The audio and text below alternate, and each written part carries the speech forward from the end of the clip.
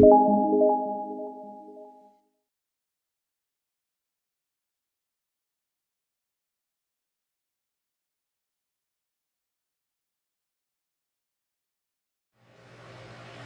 to day 4.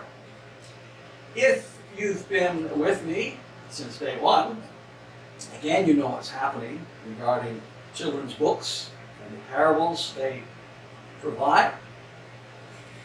Yesterday we met Alexander, Judith Vorst. I said there were more than one book. There were several books. There were several books. There are several books. There is more than one book. You get it. So here's another Alexander. Alexander, who's not, do you hear me? I mean it, going to move.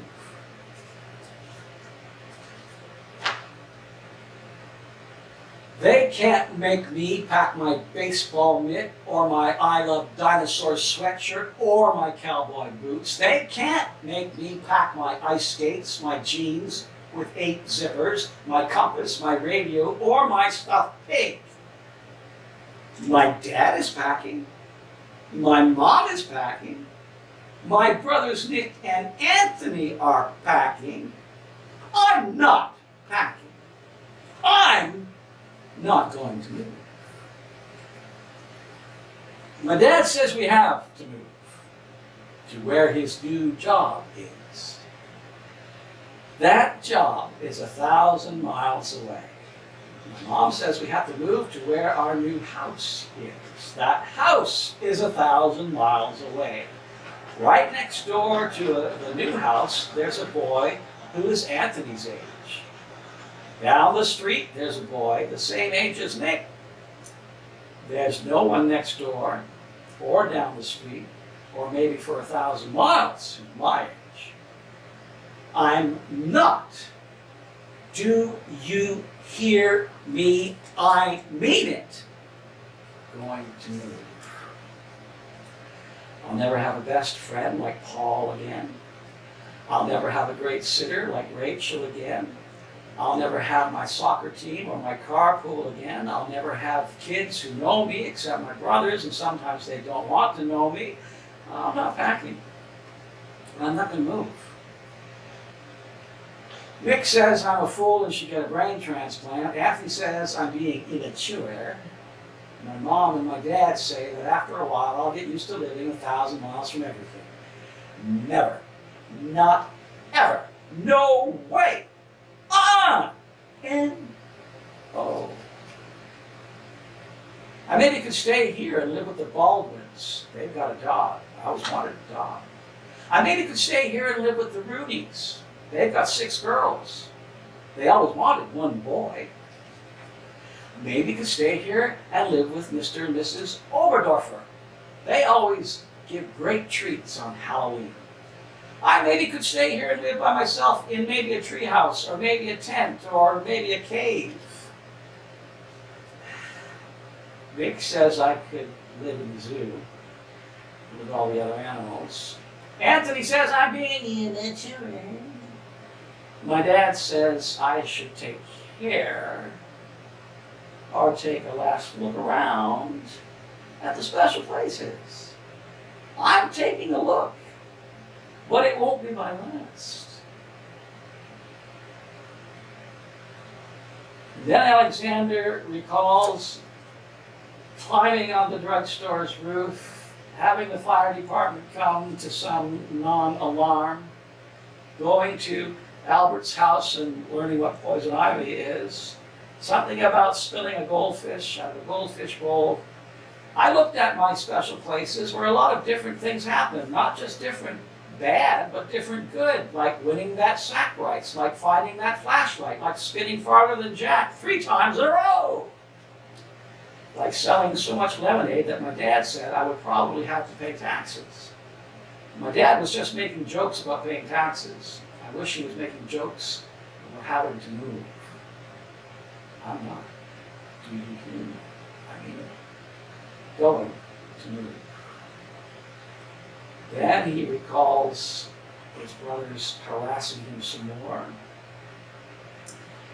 and sets out and very reluctantly says goodbye to his friends, goodbye to his neighbors, goodbye to his chums at school. A lot of goodbyes to a lot of people. And I got a lot of hugs and kisses, enough hugs and kisses to last for a person's whole life. I said a lot of goodbyes, except I'm standing right here. I'm not going to move. Pretty much more of the same. The neat stuff that kids really do value. The teams they played with and so on.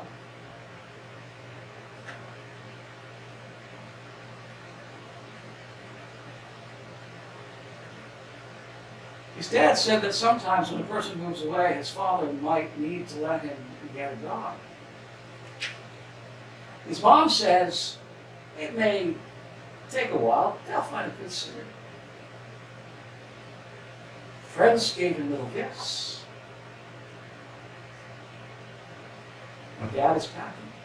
My mom is packing. My brothers Nick and Anthony are packing. I don't like it, but I'm packing too.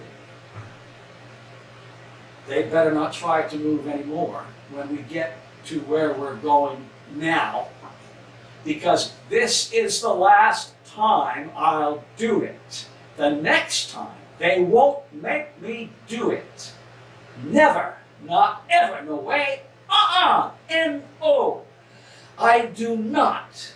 Do you hear me? I mean it. I am not. That's better. I'm going to move. Not going to move.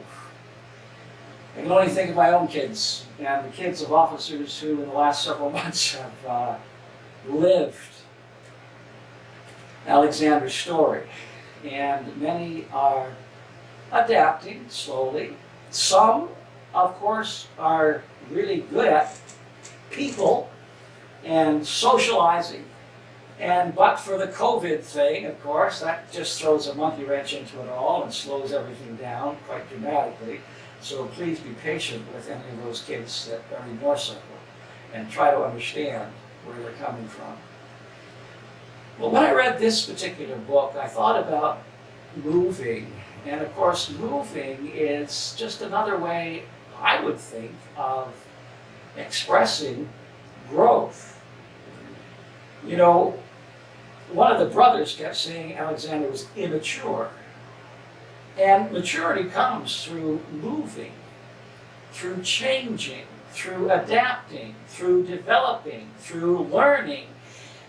Maturity doesn't come through staying where you are and never, ever moving. We all have favorite things. We don't want them changed. And yet, to look back over the last number of years, however many you can, they've changed. I doubt there's any one thing that hasn't. Now, relationships, like my mom would still be my mom and my dad would still be my dad, that doesn't change. That's not what I mean, and you know that. But the point being, most of the rest of our lives has changed, and we've changed in the process. At least I hope we've changed. Brings me to Paul again. You know the love chapter, 1 Corinthians 13. Paul says, when I was a child, I talked like a child. I thought like a child. I reasoned like a child. When I became a man, I put the ways of childhood behind me. When I became, this word became, it's about becoming. And to become, one moves. One moves in thought, one moves in life, one moves geographically, one moves emotionally, one moves spiritually, one moves in education. You know, you don't stay in kindergarten as much as Moira loved the kindergarten kids. No one wants us to stay in kindergarten. And in faith, it's laid down for us. Paul says it. When I became a man, I put childhood Some of us perhaps have a habit of defaulting to a childhood program in our brains and allowing it to interpret life for us and being very immature in certain circumstances with other people. You know, the Lord wants us to grow. He came unto his own, but his own received him not.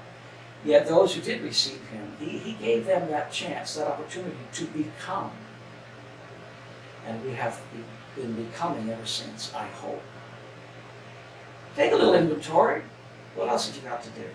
It's COVID. And even through this experience, we will change. We have to change or die.